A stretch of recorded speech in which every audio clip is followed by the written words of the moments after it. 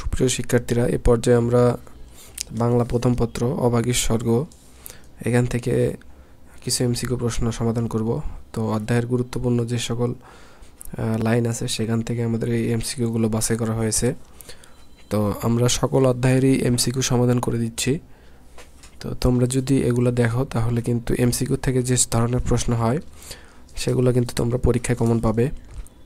তো চলো আমরা আজকে শুরু করি। অভাগীর স্বর্গ শরৎচন্দ্র চট্টোপাধ্যায়ের একটি গল্প।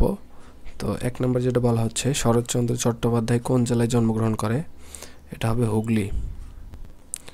হুগলি জেলায় জন্মগ্রহণ করে। শরৎচন্দ্র চট্টোপাধ্যায় কত সালে জন্মগ্রহণ করে? এটা হবে 1876 সালে। কোন শ্রেণীতে পড়ার সময় শরৎচন্দ্রের ছাত্র জীবনের অবসান ঘটে? FA পড়ার সময় অবসান ঘটে।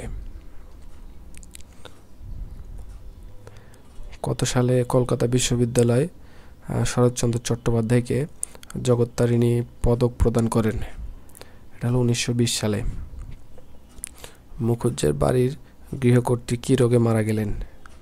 জ্বরে।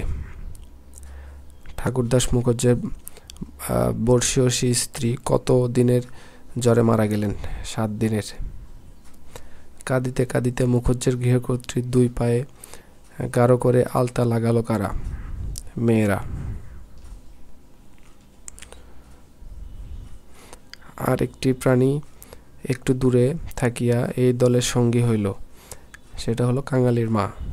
অভাগীর স্বর্গ গল্পে গ্রামের শ্মশানটি কোথায়? এটা হচ্ছে নদীর তীরে। কাঙালির মা কোথায় উঠে অন্ত্যেষ্টিক্রিয়া আগ্রহ ভরে দেখতে লাগলো? উঁচু ঢিপিতে। সদ্য প্রজ্বলিত চিতার অজস্র ধোঁয়া কি রঙের ছায়া ফেলে ঘুরে ঘুরে আকাশে উঠছিল? হলুদ। গায়ে গায়ে তাহার কত না ছবি আঁকা, চূড়ায় তাহার কত না লতাপাতা জড়ানো, এটা হলো রথের গায়ে। কাঙালির মা অন্ত্যেষ্টিক্রিয়া দেখার সময় কাঙালির মাকে কি করার জন্য তাড়া দেয়? সেটা হলো ভাত রাঁধার জন্য।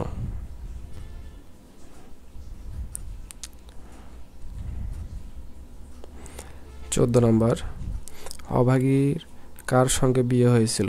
এটা হলো রসিক বা রসিক বাঘের সঙ্গে।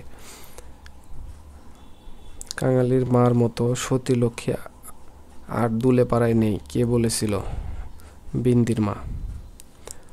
তো এখানে কয়েকটা উক্তি আছে, কয়েকটা কমেন্ট আছে কাঙালির মার সম্পর্কে। তো কে কি বলেছিল সেটা দেওয়া আছে, তো তোমরা এটা একটু মনে রাখবে, এখান থেকে প্রশ্ন হয়। কাঙালির মা কাঙালিকে কাজে না পাঠিয়ে কি শোনালেন? রূপকথা। অভাগীর ছেলের হাতের আগুন কে কিসের সাথে তুলনা করেছে? হরি।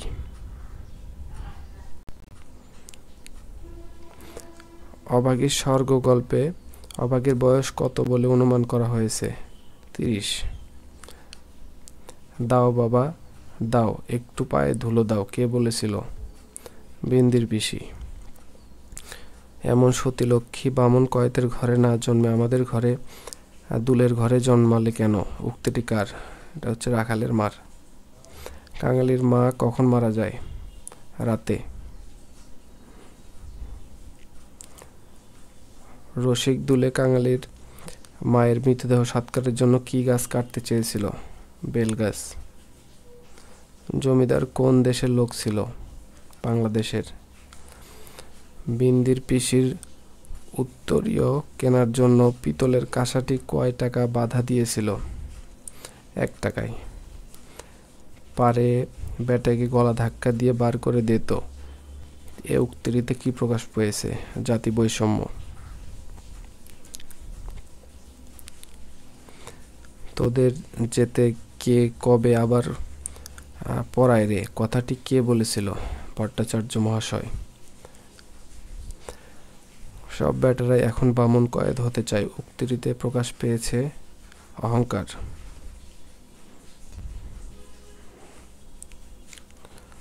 মুখুজ্জের বাড়ির গৃহকর্ত্রীর মৃতদেহ সৎকারের দৃশ্য দেখে কাঙালির মায়ের মনে যে স্বাদ জাগলো তা হলো, এটা হলো স্বর্গে যাবার এবং পুত্রের হাতে অগ্নি মুখাঙ্গি পাওয়ার। ছেলের হাতের আগুন, সে তো সোজা কথা নয়, এ কথায় ফুটে উঠেছে ছেলের সন্তানের প্রতি বাৎসল্য, বদ্ধমূল বিশ্বাস। 1 এবং 2।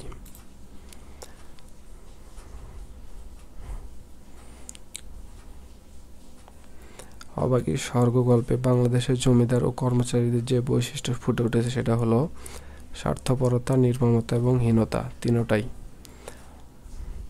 কাঙালি যে কারণে মায়ের মৃতদেহ সৎকারের কাঠ জোগাড় করতে পারল না তা হলো দারিদ্রতা, জাতি বৈষম্য, উঁচু নিচুর নিষ্ঠুরতা।